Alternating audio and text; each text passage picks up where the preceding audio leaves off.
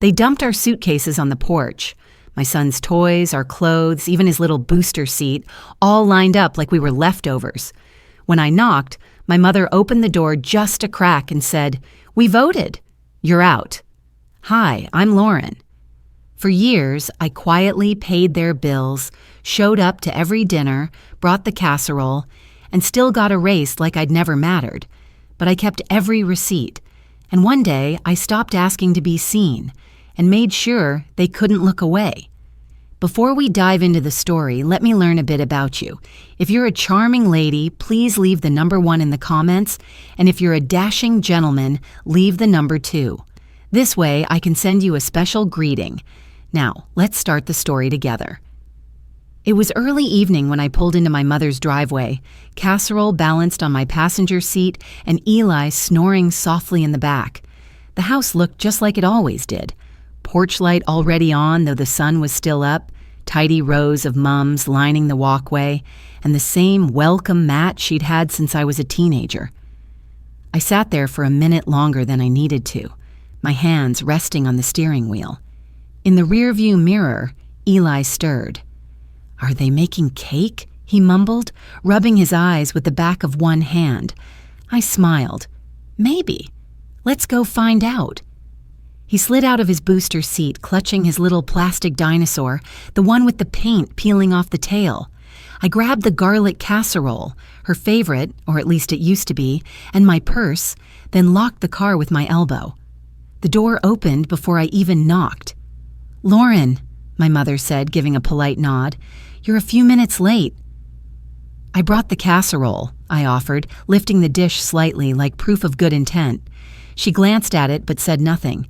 Her eyes moved past me to the street, scanning for something or someone else. "Shoes off in the entry, please." Inside, everything was as pristine as I remembered. The table gleamed under the overhead light, set with 6 identical place settings. Forks aligned, napkins folded like fans. There was no extra chair, no booster, not even a folding stool. Eli hovered beside me, his little brows furrowed. I gave him a quick smile, set the casserole down, and pulled my own chair back. "You can sit with me, honey," I said, lifting him gently into my lap. Sabrina barely looked up from her phone. "You're going to let him eat off your plate?" she asked, eyebrow arched. "That's charming."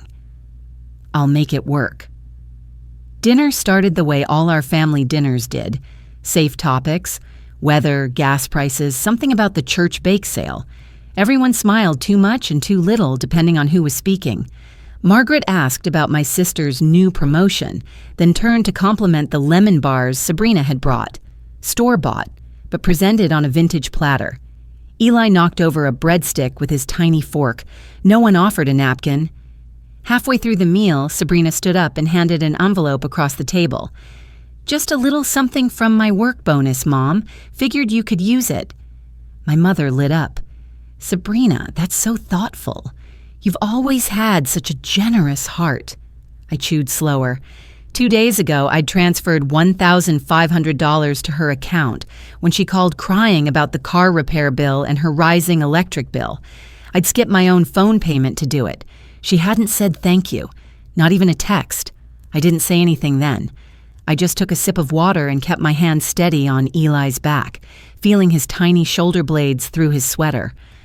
Margaret gestured toward the dish in the middle of the table. "Is this your casserole, Lauren?" I nodded.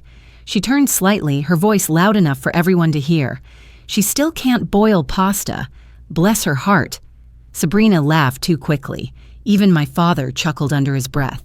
Eli looked up at me, confused. "But I like it." I touched his shoulder.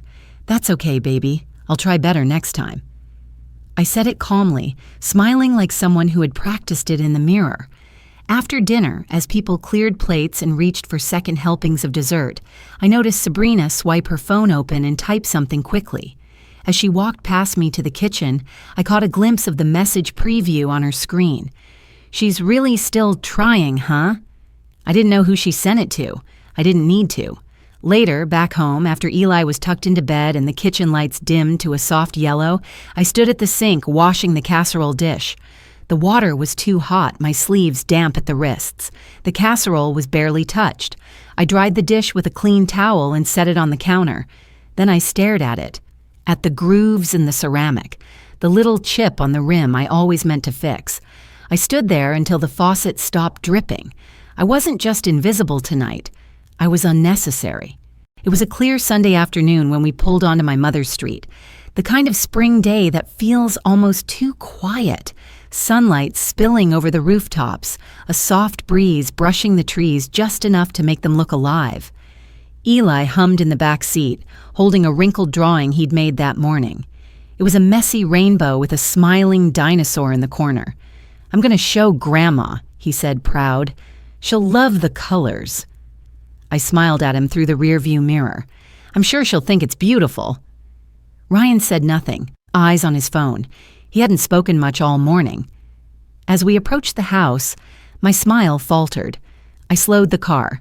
There, neatly lined up on the porch, were our things.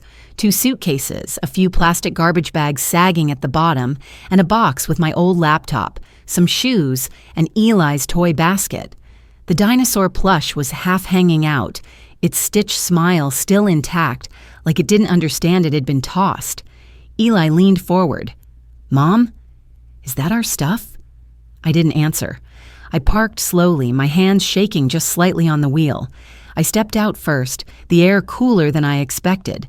I walked up to the porch, each step louder than it needed to be. The welcome home sign from last Easter was still taped to the railing, the edges curled. I knocked twice. The door opened an inch. Margaret's face appeared in the gap, expression calm, unreadable. "It's time you stood on your own," she said. Her voice was soft, like she was reading from a script. My throat dried. "What?" Behind her, Sabrina appeared, arms folded, face tight with something close to satisfaction.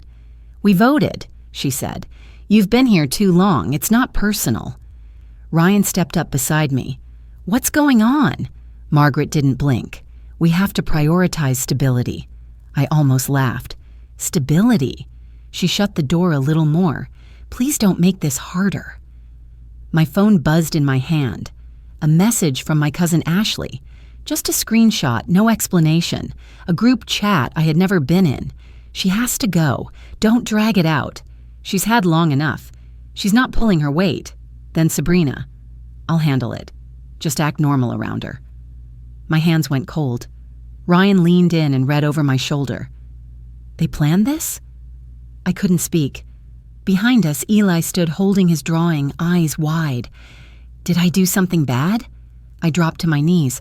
"No, sweetheart, not you. Never you." He glanced toward the house.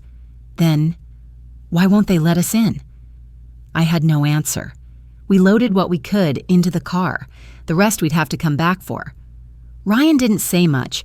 He helped move the bags without looking at me. As we pulled away, Eli still held his drawing, pressed flat against his lap like a peace offering no one had accepted. The motel room smelled like old air freshener and something slightly sour beneath it. I checked us in while Ryan stayed in the car with Eli. The clerk didn't ask questions. Inside, the light buzzed faintly. The walls were beige with darker smudges where furniture had rubbed too long. Eli crawled onto the bed and curled into a ball, his dinosaur tucked under his chin. Ryan sat in the corner, scrolling through his phone like it was the only stable thing left. I sat on the edge of the second bed, hand still around my purse strap. For a while, I just listened.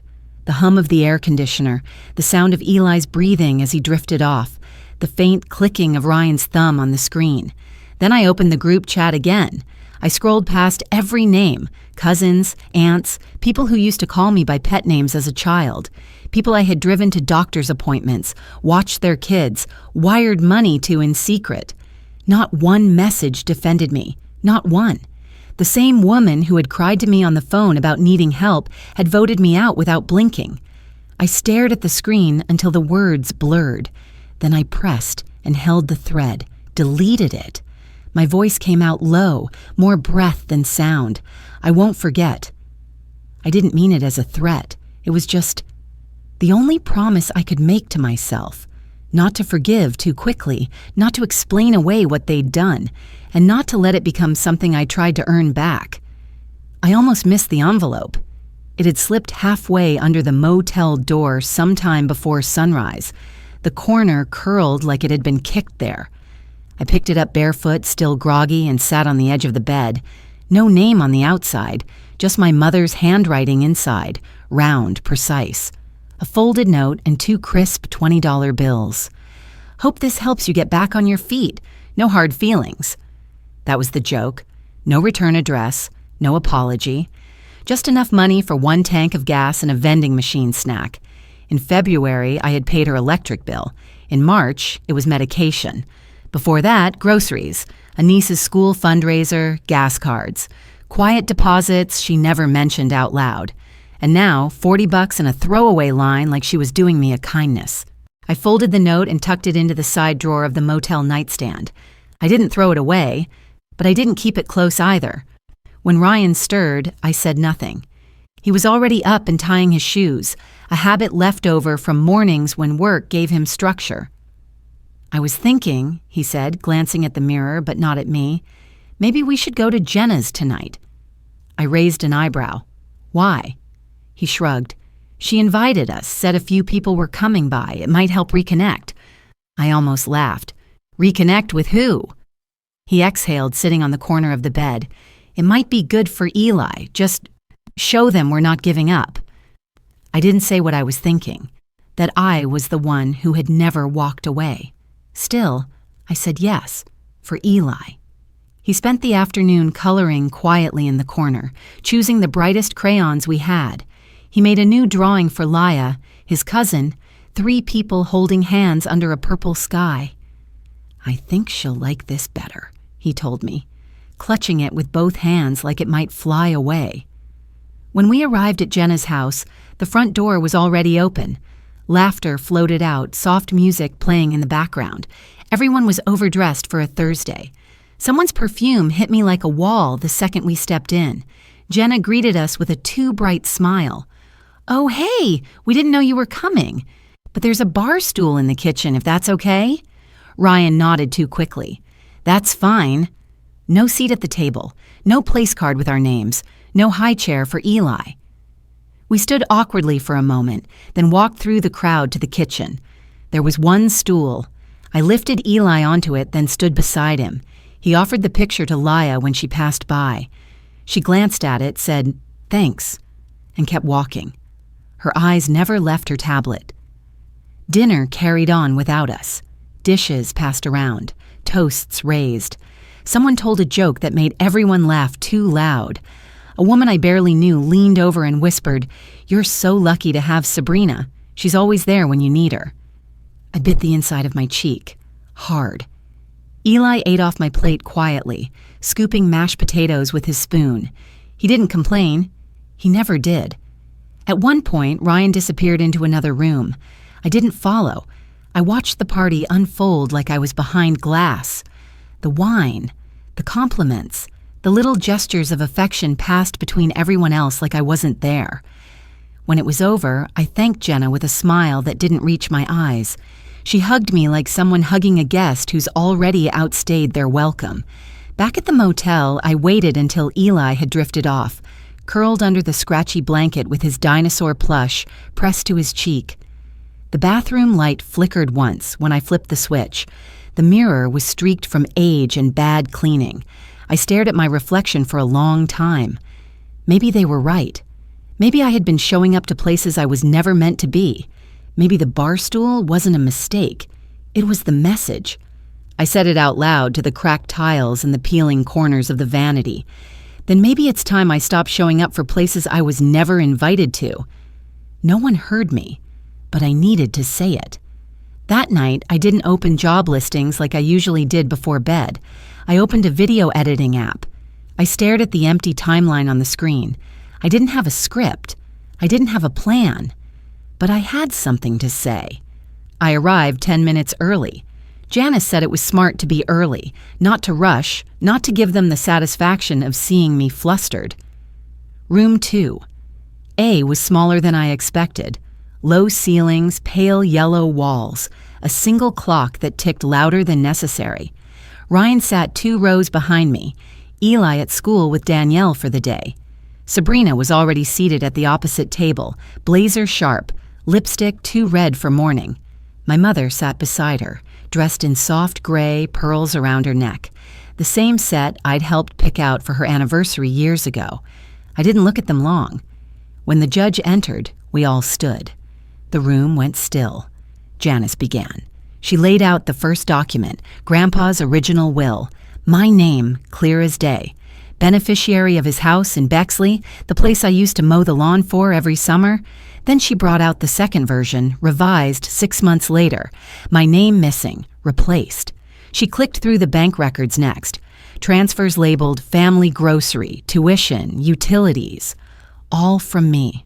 Quiet, consistent. Invisible. Until now. Then she played the voice memo. Sabrina's voice filled the courtroom. Of course I used her money. She's too soft to fight back. No one moved. No one breathed. My mother shifted slightly in her seat. That was all. Janice turned toward the bench. Your Honor, we're not asking for sympathy.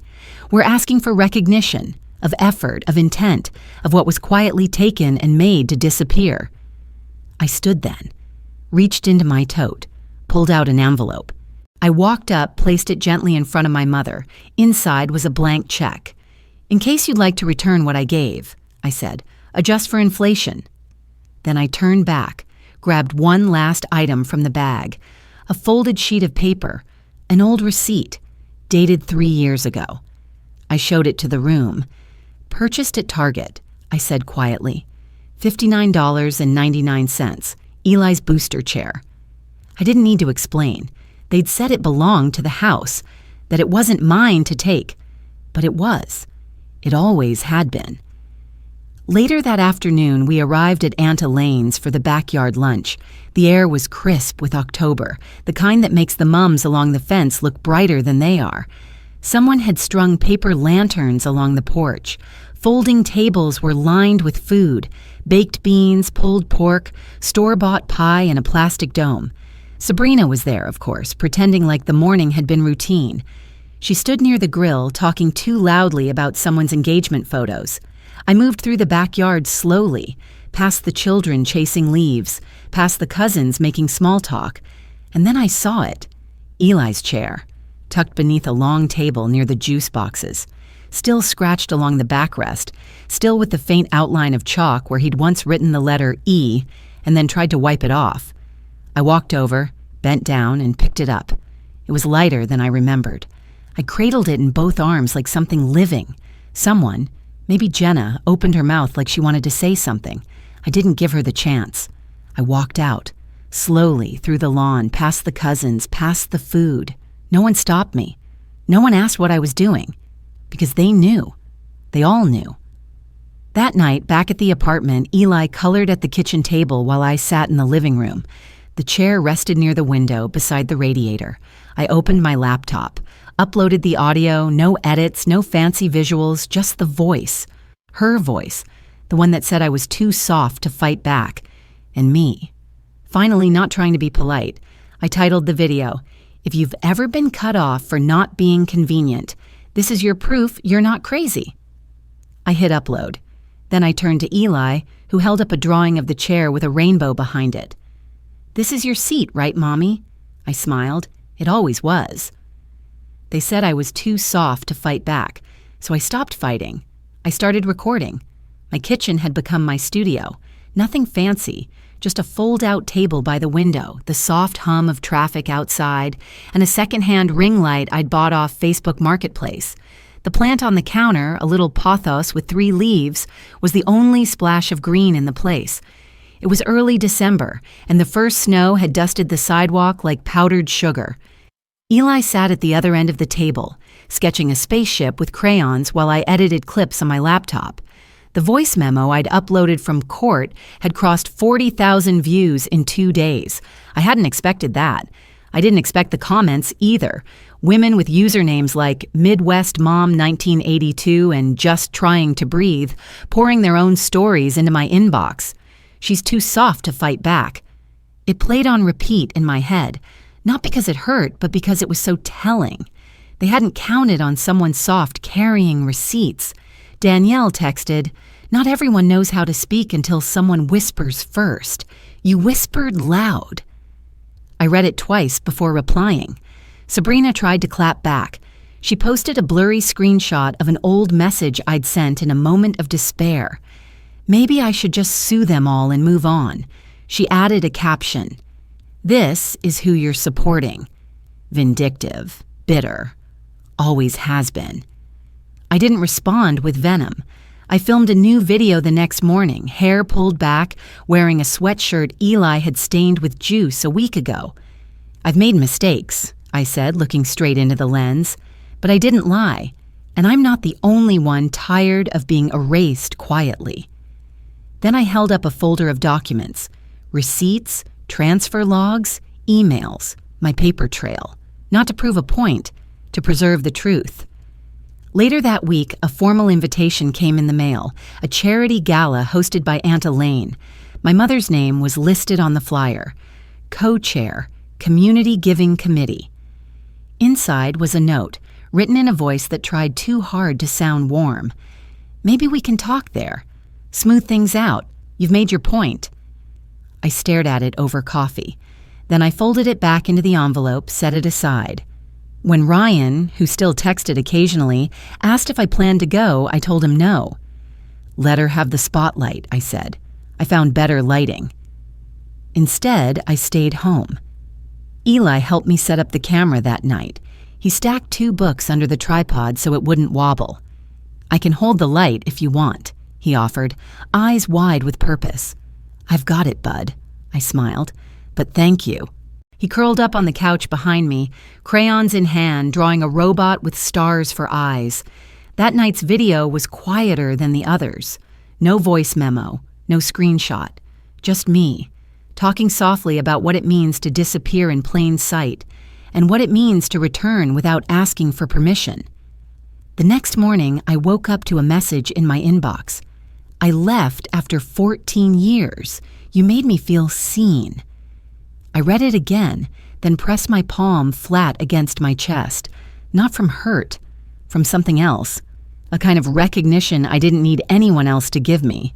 That evening, I opened a new document, titled it, "Reclaim, Strong Starts for Silent Women." I didn't know exactly what it would become, maybe a series, maybe a course, maybe something bigger.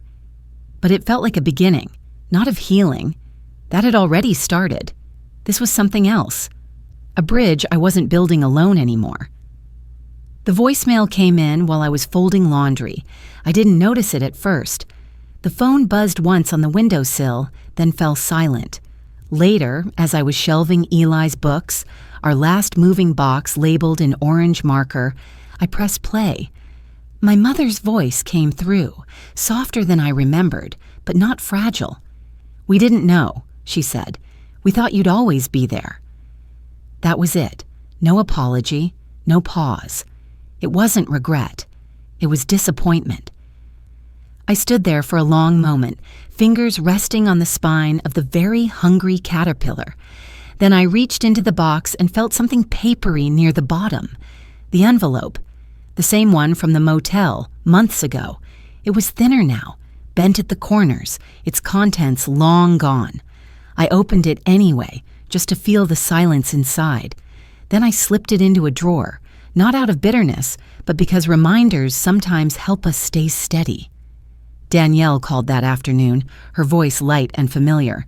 "How's the settling in?"